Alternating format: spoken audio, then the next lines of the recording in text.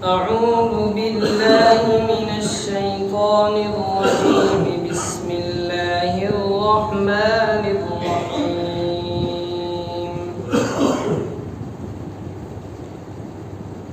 وننزل من القرآن ما هو شفاء ورحمة للمؤمنين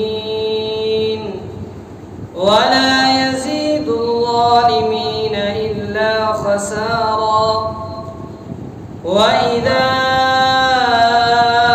أنعمنا على الإنسان أعرض ونأى بجانبه وإذا مسه الشر كان يئوسا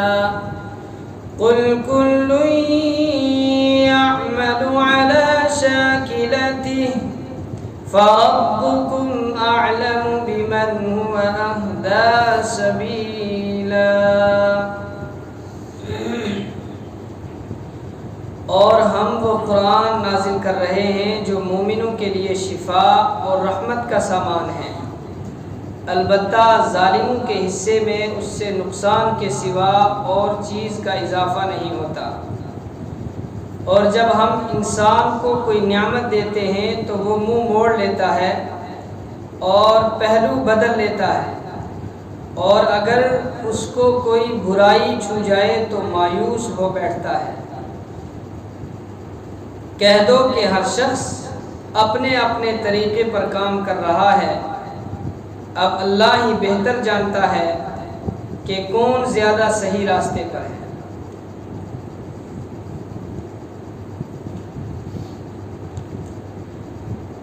مومنین کی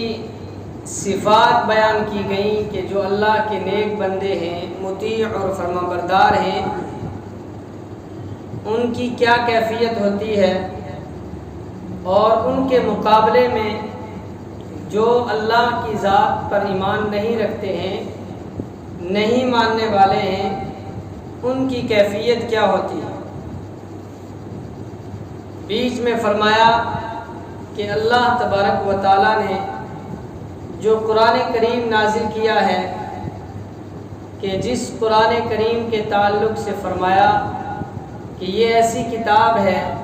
جس میں ذرہ برابر بھی شک اور شبہ کی گنجائش نہیں، پھر فرمایا کہ یہ اتنی عظیم اور بابرکت کتاب ہے کہ لا یمسہ الا المطہرون، کہ اس کو صرف پاک لوگ ہی چھو سکتے ہیں، پاکی کی حالت میں ہی اس کے ساتھ ہاتھ لگا سکتے ہیں، ناپاک آدمی قرآن کریم کے ساتھ ہاتھ بھی نہیں لگا سکتا، چھو بھی نہیں سکتا۔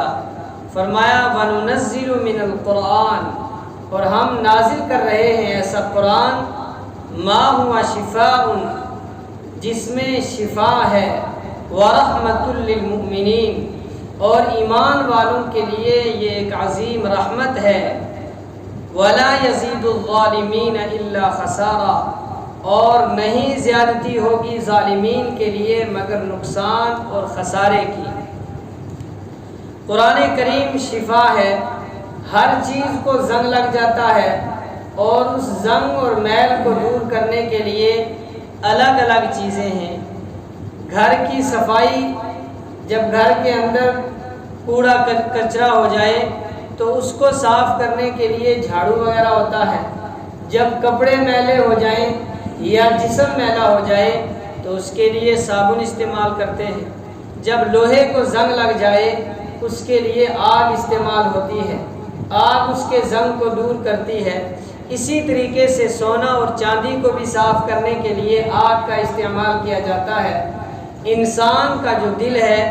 اس دل کو اللہ تبارک و تعالیٰ نے ایسا بنایا ہے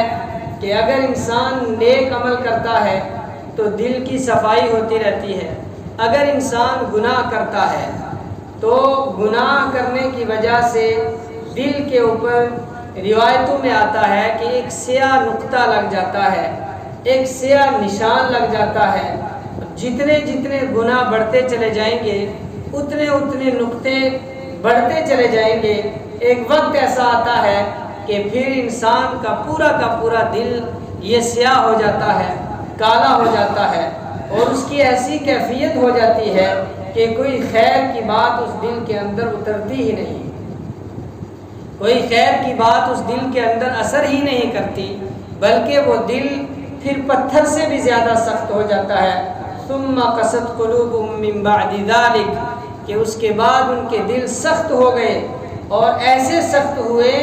کہ پتھر سے بھی زیادہ سخت، کہ پتھر جب ٹوٹتے ہیں ان کے بیچ سے پانی نکل آتا ہے، لیکن دل جب سخت ہو جاتا ہے تو آنکھوں سے ایک قطرہ بھی پانی کا نہیں نکلتا ہے۔ یہ قساوت قلبی کی دلیل ہے، دل کی سختی کی دلیل ہے۔ تو اس دل کو صاف کرنے کے لیے، اس دل کی میل کو اتارنے کے لیے، اس کی صفائی کے لیے قرآن کریم ہے۔ اور راجح قول جو ہے وہ یہی ہے، جمہور مفسرین کرام نے فرمایا کہ قرآن کریم شفا ہے روح کی بیماریوں کے لیے، کہ انسان کی روح کی جتنی بیماریاں ہیں ان تمام بیماریوں کے خاتمے کے لیے قرآن کریم ہے۔ اور بعض حضرات نے فرمایا کہ بسا اوقات جسمانی بیماریوں کے لیے بھی قرآن کریم شفا ہے۔ جو قرآن کریم میں آیات شفا ہیں، 6 آیات ہیں، ان آیات کو اگر مسلسل کسی مریض کے اوپر پڑھا جائے تو بعض علماء نے، بعض امت کے مشائخ نے اپنی زندگی کا تجربہ بیان کیا کہ آیات شفا جو 6 آیتیں ہیں، ان 6 آیتوں کو اگر مسلسل کچھ عرصے تک پڑھ کر اللہ کی ذات پر بھروسہ اور یقین کر کے بیمار کے اوپر دم کیا جائے یا پانی وغیرہ پر دم کر کے اس کو پلایا جائے تو بیماری ختم ہو جاتی ہے یا اس میں افاقہ ہو جاتا ہے۔ لیکن راجح قول یہی ہے کہ جسمانی نہیں بلکہ روحانی بیماریاں، جو روح کی بیماریاں ہیں، ان بیماریوں کے خاتمے کے لیے قرآن کریم نازل ہوا ہے۔ وَرَحْمَةٌ لِّلْمُؤْمِنِينَ، اور قرآن یہ رحمت ہے ایمان والوں کے لیے، جو غیر ایمان والے ہیں، نافرمان ہیں، نہیں مانتے ہیں، ان کی بیماریوں میں قرآن کریم کے ذریعے سے اور اضافہ ہوتا ہے۔ اللہ تعالیٰ نے فرمایا کہ اس قرآن کے ذریعے سے ہم بعض قوموں کو عروج دیں گے اور بعض قوموں کو زوال دیں گے۔ اسی کتاب کے ذریعے سے کسی کو عزت ملی، کسی کو ذلت ملی۔ عزت اس کو ملی جس نے اس کتاب کو مان لیا، اور ذلت ان کے مقدر میں آئی کہ جنہوں نے قرآن کریم کو ماننے سے انکار کر دیا۔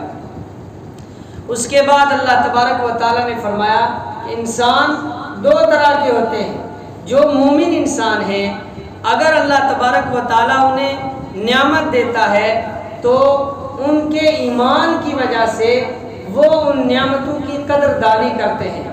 وہ شکر ادا کرتے ہیں اور اللہ کی طرف اور زیادہ متوجہ ہو جاتے ہیں۔ اور ان کے مقابلے میں کچھ ایسے غیر ایمان والے ہیں کہ جن کو اگر نعمت ملتی ہے تو وہ اور زیادہ راہ راست سے بھٹک جاتے ہیں، اور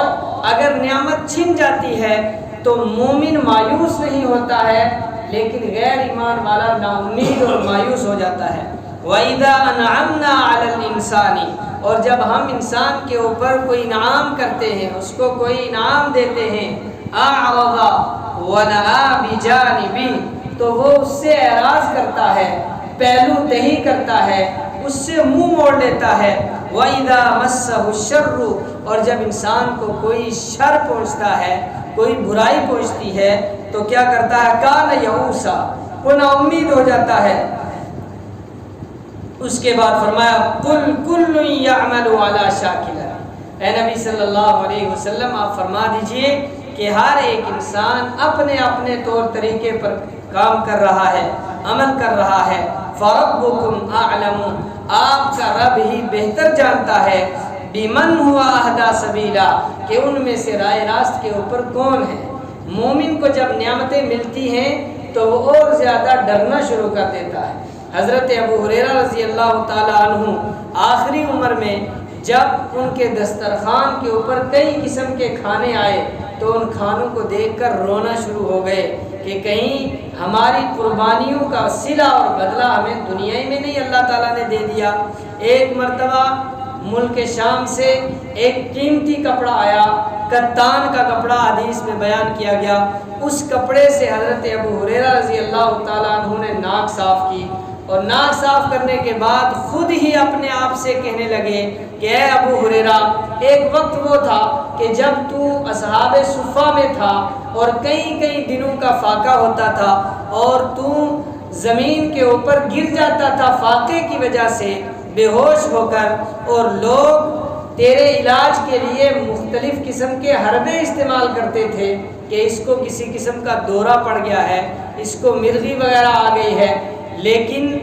اب اللہ تبارک و تعالیٰ نے تجھے ایسے حالات دیے کہ قیمتی سے قیمتی کپڑا جو کتان کا ہے اس سے تو ناک صاف کر رہا ہے۔ یہ اپنے آپ سے باتیں کر کے رونا شروع کر دیے کہ اللہ تبارک و تعالیٰ نے کہیں دنیا کے اندر جو ہم نے دین کے لیے قربانیاں دی، دین کے لیے مصائب برداشت کیے، ان کا کہیں بدلہ دنیائی میں تو نہیں مل گیا۔ ان کو اس چیز کی فکر ہوتی تھی، اور وہ جب مال اور نعمت ملتی تھی اس کے اوپر بھی فکر مند ہو جاتے تھے۔ اور آج کا دور ایسا ہے کہ جب انسان کو نعمت ملتی ہے تو وہ اور اللہ تعالیٰ سے دوری اختیار کر لیتا ہے۔ وہ یہ سمجھتا ہے کہ نماز پڑھنا، دین کا کام کرنا، دین کی محنت کے ساتھ وابستہ ہونا، یہ غریب غربا لوگوں کا کام ہے، مالداروں کا کام نہیں ہے۔ یہ ایک غفلت ہے، ایک بھول ہے۔ اللہ ہم سب کی حفاظت فرمائے۔ الحمدللہ رب العالمین۔